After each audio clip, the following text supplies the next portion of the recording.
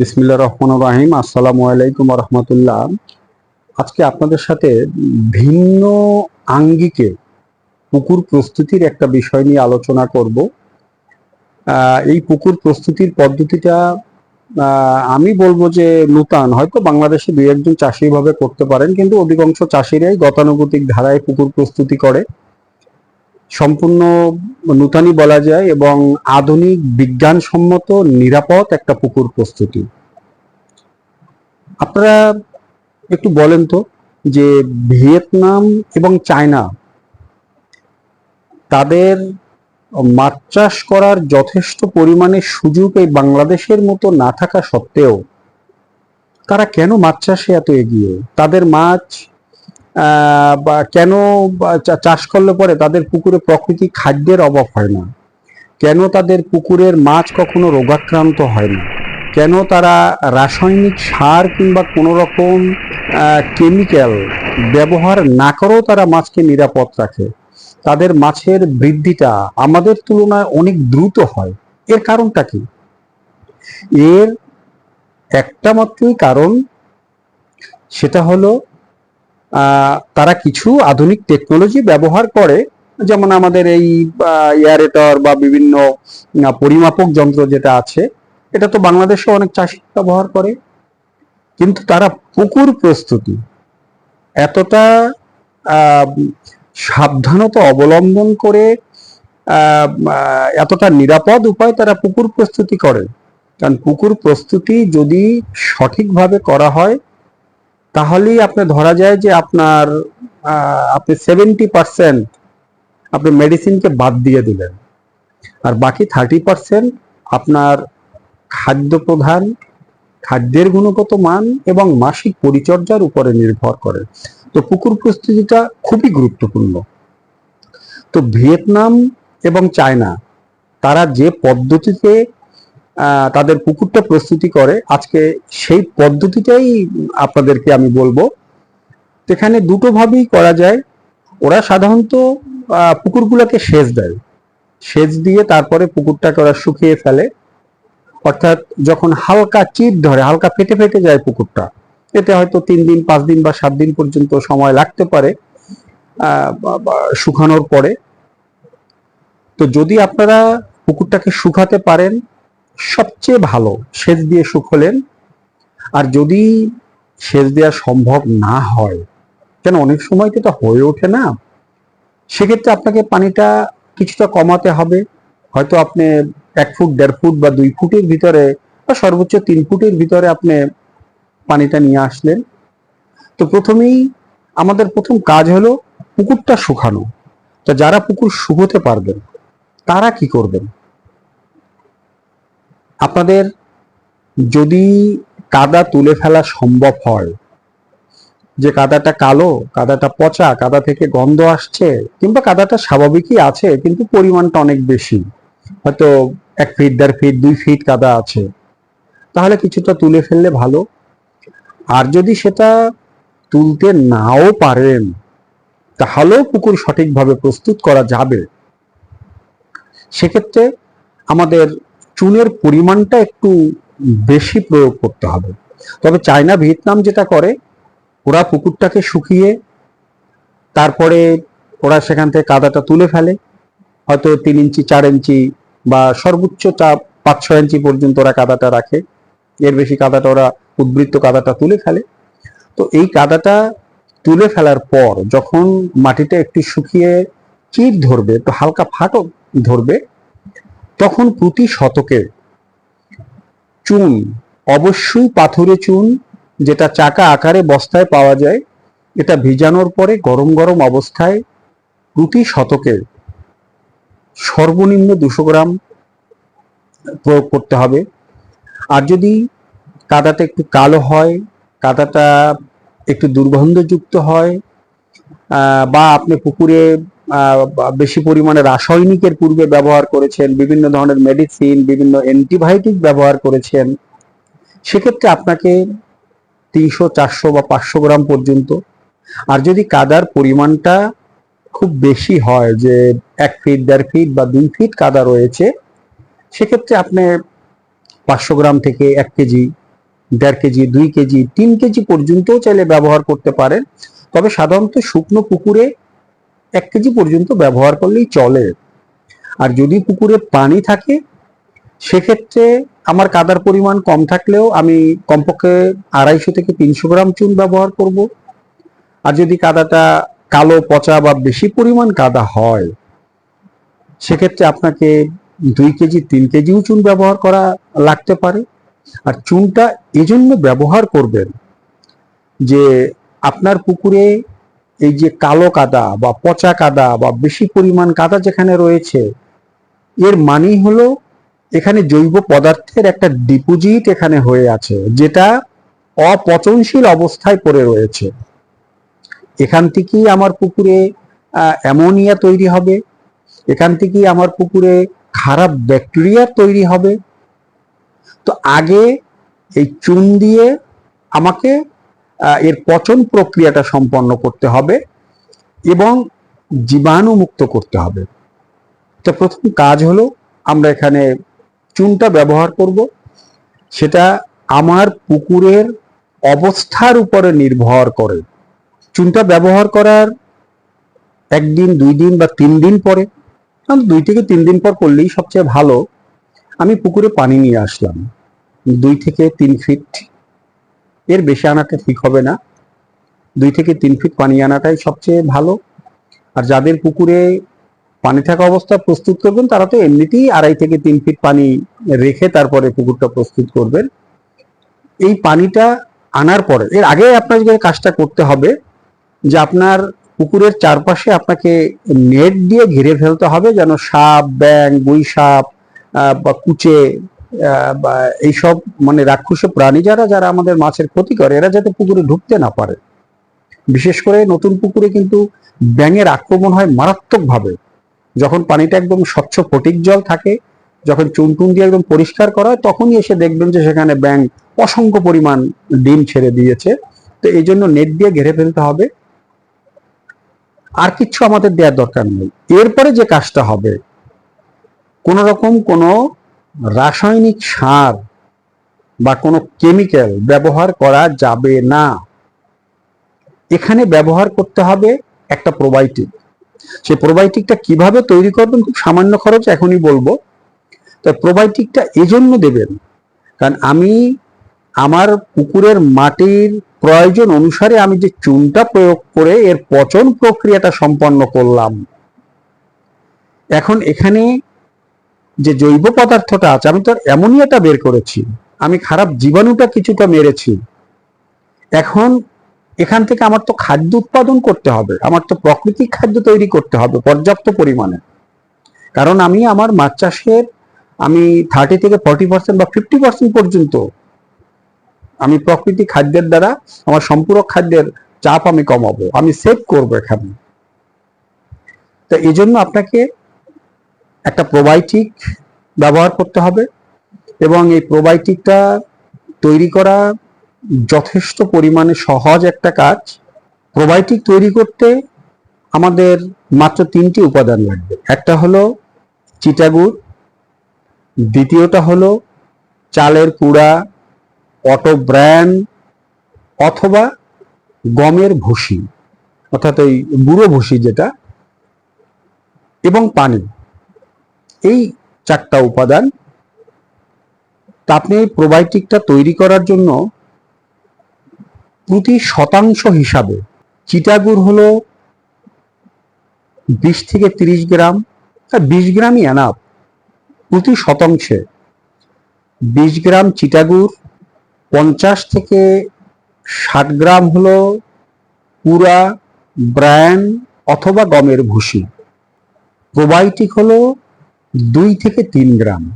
এই 2 থেকে 3 গ্রামের ভেরিয়েশনটা এজন্য হলো, আপনি যদি প্যাকেট জাতক বাজারে যে পাউডার প্রোবায়োটিকটা পাওয়া যায়, আপনি যদি এটা ব্যবহার করেন তাহলে 1.5 থেকে 2 গ্রাম প্রতি শতকের জন্য।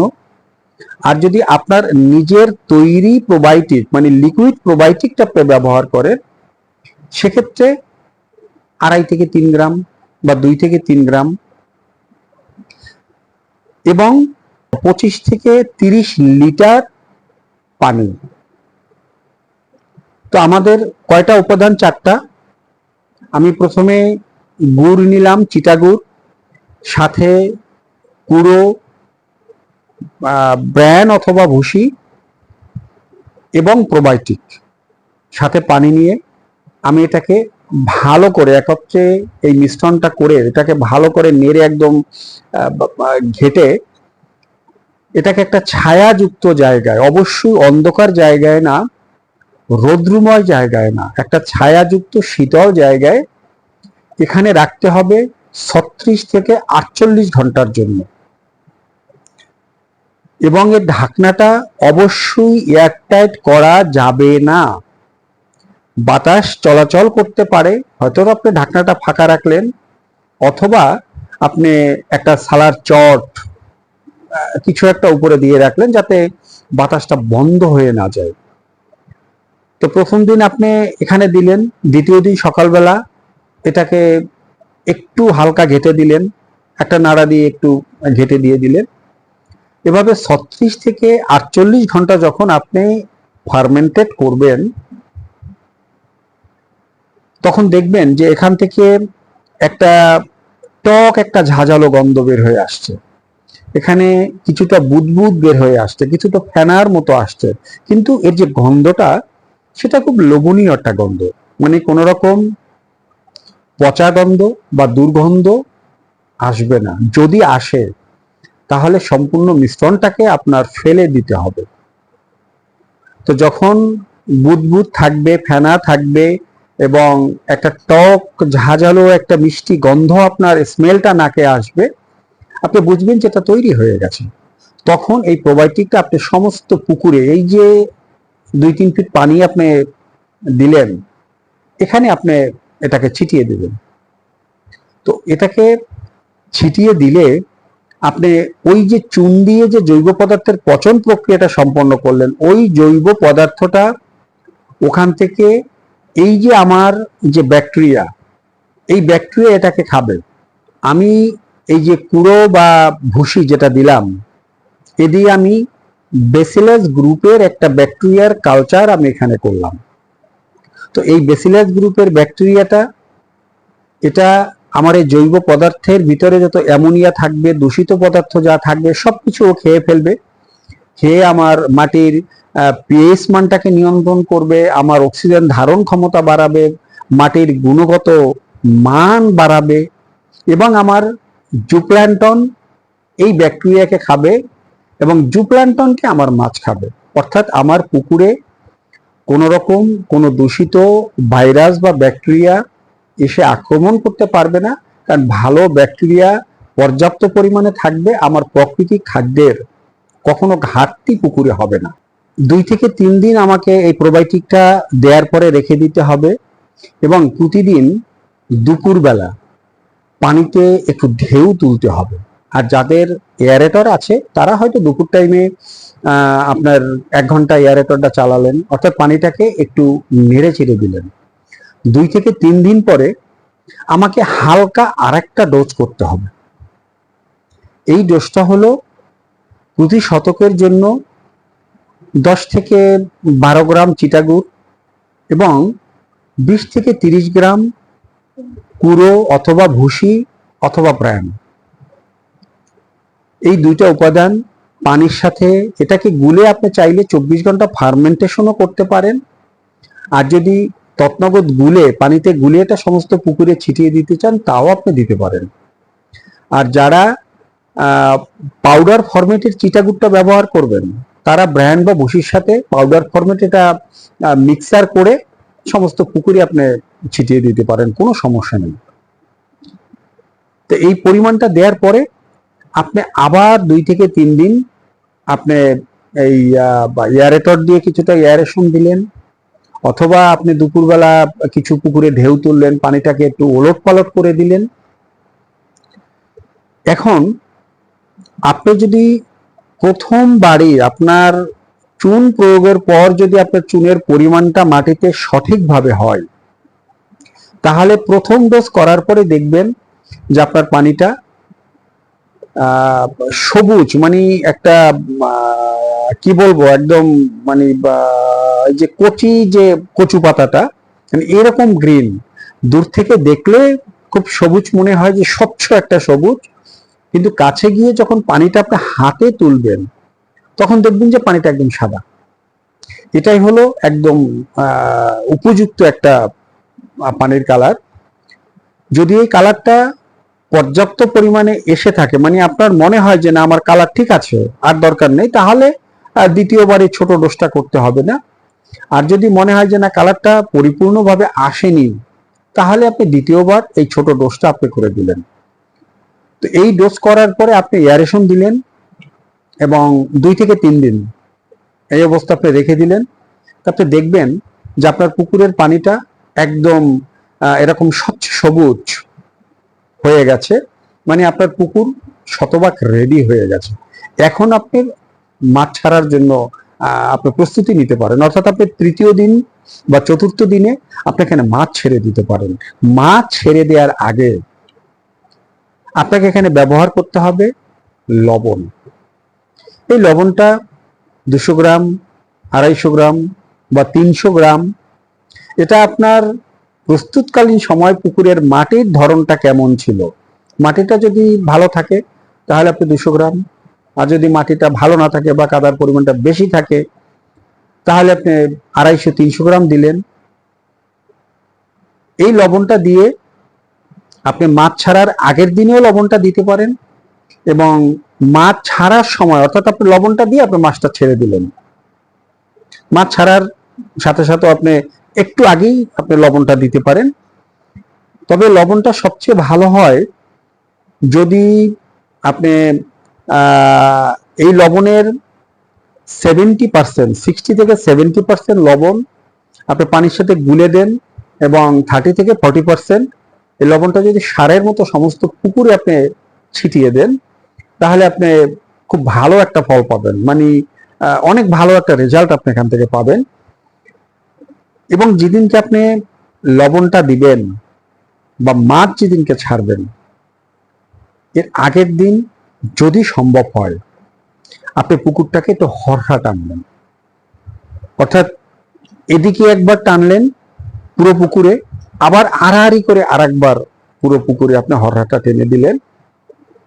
এরপর আপনি লবণটা দিয়ে আপনি মাছটা ছেড়ে দিলেন। প্রথম প্রোবায়োটিকের ডোজটা করার পরে আবার দ্বিতীয় ডোজ আপনি বুঝতে পারেননি, দ্বিতীয় ডোজটা প্রয়োজন ছিল না, আপনি করে ফেলেছেন, এখন আপনার পুকুরের পানিটা কালচে হয়ে গেছে বা দুর্গন্ধ হয়ে গেছে, তাহলে কি করবেন? তখনই আপনি প্রতি শতকের জন্য 100 গ্রাম চুন এবং 1 গ্রাম করে প্রোবায়োটিক, আর যদি লিকুইড প্রোবায়োটিক হয় তাহলে 1.5 থেকে 2 গ্রাম চুনটা দিলেন। মাঝখানে একদিন বন্ধ দিয়ে, 2 দিন বন্ধ দিয়ে, মানে চুনটা দিলেন, পরের দিন একটু লবণ দিতে হবে, তার পরের দিন আপনি 1 থেকে 1.5 গ্রাম প্রোবায়োটিক, সাথে যদি অল্প একটু চিটাগুড় দেন তাহলে খুবই ভালো হয়, আর না দিলেও কোনো সমস্যা নেই। এটা দিয়ে আপনি পুকুরে ছিটিয়ে দেন, তাহলে আপনার এই যে কালো পানি বা দুর্গন্ধযুক্ত পানি যেটা হয়েছে, এটা আবার ঠিক হয়ে আমার পুকুরে পর্যাপ্ত পরিমাণে প্রাকৃতিক খাদ্যের উপস্থিতি থাকবে, কখনো প্রাকৃতিক খাদ্যের ঘাটতি হবে না। তো এটাই হলো আসলে ভিয়েতনাম এবং চায়নার তাদের পুকুর প্রস্তুতির মূল মন্ত্র, কারণ তারা রাসায়নিক এবং কেমিক্যালকে সম্পূর্ণরূপে অ্যাভয়েড এজন্যই করে যে এটা তো হিউম্যান বডির জন্য তো এমনিতেই ক্ষতিকর, কিন্তু এই রাসায়নিক এবং কেমিক্যাল ব্যবহার করার পরে তারা পুকুরের পরিবেশ, মাছের বা রোগ ব্যাধি, মাছের দৈহিক বৃদ্ধি কোনো কিছুই তাদের নিয়ন্ত্রণে থাকে না। তো যখনই তারা এই রাসায়নিক এবং কেমিক্যালটাকে অ্যাভয়েড করে, সমস্ত পুকুরের মাছ, টোটাল চাষ ব্যবস্থাপনা তাদের নিয়ন্ত্রণে থাকে, এই জন্যই তারা মাছ চাষে এতটা বেশি লাভবান হতে পারে। আশা করি আপনারা যদি এই পদ্ধতিতে পুকুর প্রস্তুতি করেন, আপনারাও নিরাপদ এবং লাভজনক একটা মাছ চাষ করতে পারবেন। আজ এ পর্যন্তই, আপনাদের সাথে আবার দেখা হবে পরবর্তী পর্বে। সে পর্যন্ত সবাই ভালো থাকবেন, আপনাদের মাছ চাষ নিরাপদ হোক, আপনারা মাছ চাষ অনেক লাভবান হন। আল্লাহ হাফিজ।